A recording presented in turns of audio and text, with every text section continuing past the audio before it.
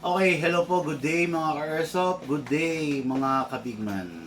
Ngayon po, demo and test fire tayo no, ng unit na ni-request ng ating ka-airsoft Elmer Gonzaga of Daet, Camarines Norte. Okay, so ito yung unit niya, no? MK1 Sniper Rifle. So, parang ano to, parang hunting edition.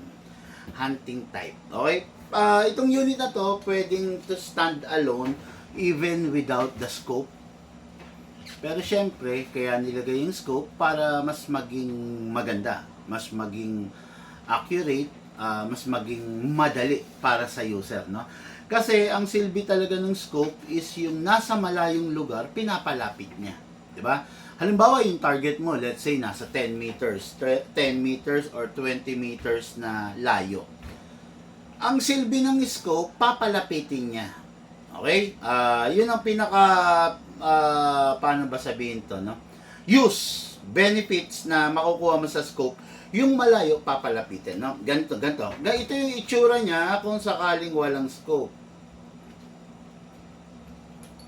Yan. Plain and simple lang talaga. Yan, makikita nyo, di ba? Merong conventional na sight, na rear sight, merong conventional na front sight. Kaya lang, para saan pa yung rail, di ba? Kaya nga nilagyan ng rail para lagyan ng scope. So, ito, lagay natin. No? Ang request kasi niya is may scope. So, syempre, ilalagay natin yung ni-request ng ating bossing. Okay? Pitan lang natin. Okay, tapos itong scope na to is not an ordinary scope kasi this scope is compatible with has a features of day mode and night mode. Itong scope na to plus may laser pa siya, ayan oh. Oh, 'di ba? Oh, napakaganda niyan, no? So ang pinaka masasuggest ko rito sa unit na to kung sakaling gagamitin mo, take time. Huwag kang magmamadali. Okay. This unit is mostly of the sniper rifle na nakasanayan natin is bolt action, 'di ba? Isang kasa, isang putok. Tapos lumabas yung mga DMR type, yung mga electric type. Okay. But this one is masasabi natin na ano siya, na anong tawag dito sa klase nito? Gas type. Hindi kasi siya gas blowback wala siyang blowback. Tatandaan niyo to, sa sniper, kailangan ang sniper is tahimik, kailangan ang sniper hindi noticeable. Yan ang features na meron ng sniper. Kaya itong unit na to wala tong blowback. Kasi kailangan hindi siya noticeable.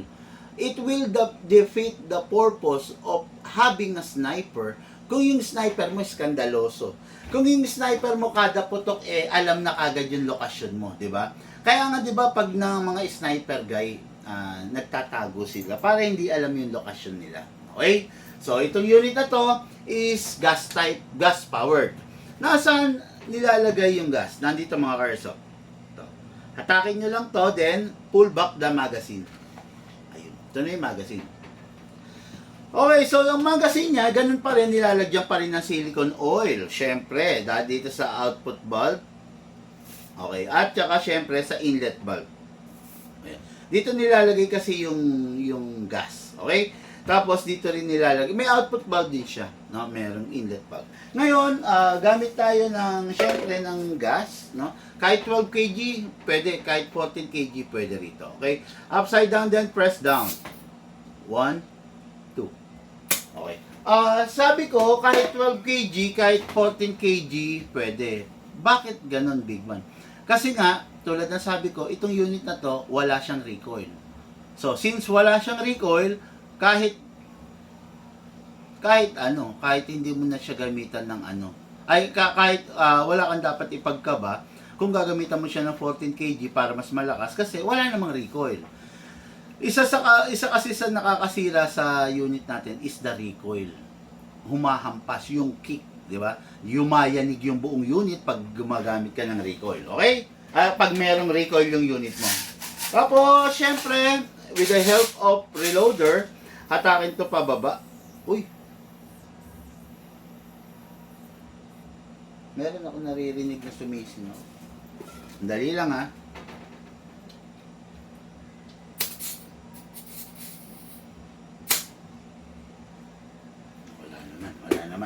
Okay, no? Siyempre, hatakin pababa yung spring. Iwasan lang wag mabitawan. Okay? Hatak pababa. Then, all the way dire-diretso. Sandali, baka biglang mabitawan. All the way dire-diretso. Then, dito ilalagay yung bala sa ibabaw. Hindi katulad ng mga ibang unit. Dito, siya dito sa ibabaw. Okay? Pump lang po tayo mga ka-airsoft. Slowly, dahan-dahan lang. Dahan-dahan natin ilalaglag yung bala, no? Medyo patayo kasi ang orientation nito, kaya medyo kailangan ng konting pasensya. Okay? Punin natin yung mga nalaglag, sayang.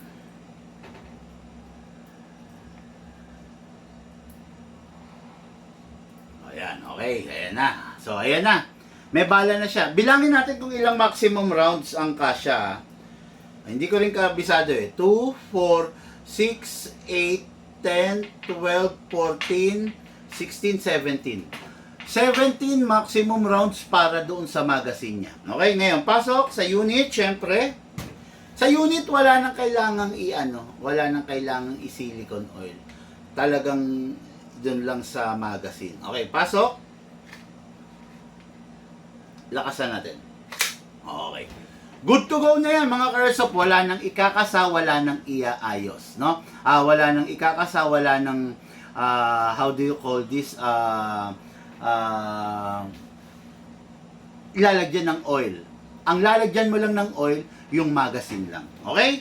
Siyempre, firing po tayo. Okay? Ang pinaka dapat dito, mga ka-airsoft, hold it tight. Tapos itong part na to, this will serve as the buttstock. Isadlock mo sa armpit mo. Then, i-close mo to. Wag kang nakaganyan, ha. I-close mo to. Then, hold it here. Yan. Nakapwesto kang ganyan. Nakasipat kang ganyan. Okay? Then, syempre, firing! Yun. Firing! Firing! Ayan. Medyo malalim nga lang yung trigger niya. No? Mahaba talaga yung slack, mahaba yung travel. Pero wala namang problema yun. I don't think, hindi kasi ako makakita ng adjuster kung na-adjust to, no? Pero wala talaga ako makita, no, na adjuster. Kaya hindi ko masabi kung pwedeng i-adjust para konting click-click lang, no? Pero so far so good yung unit. Bagay na bagay sa ating mga tatay, mga seniors, mga lolo, no? Yun ang bagay na na ikakasaya natin, no? Yung makikita yung tatay natin, yung lolo natin na gumagamit ng airsoft. Okay? Mga airsoft, ini-invite ko po kayo, please like our YouTube video. Hit the subscribe button. Mag-subscribe po kayo sa YouTube natin para lagi kayong updated. At saka kung maaari, kung kaya nyo i-share, no? I-share nyo through FB, sa FB nyo, no? Share nyo, tapos yung mga taong gusto magpa-shoutout na po kayo, shoutout ko po kayo. Maraming salamat po mga airsoft. Lahat po tayo nagmula sa iba't ibang larangan, pinagbuklod, pinag-isa ng iisang libangan. Yun po ang paglalaro ng airsoft, pati po sa inyo ng inyong likod. Biman.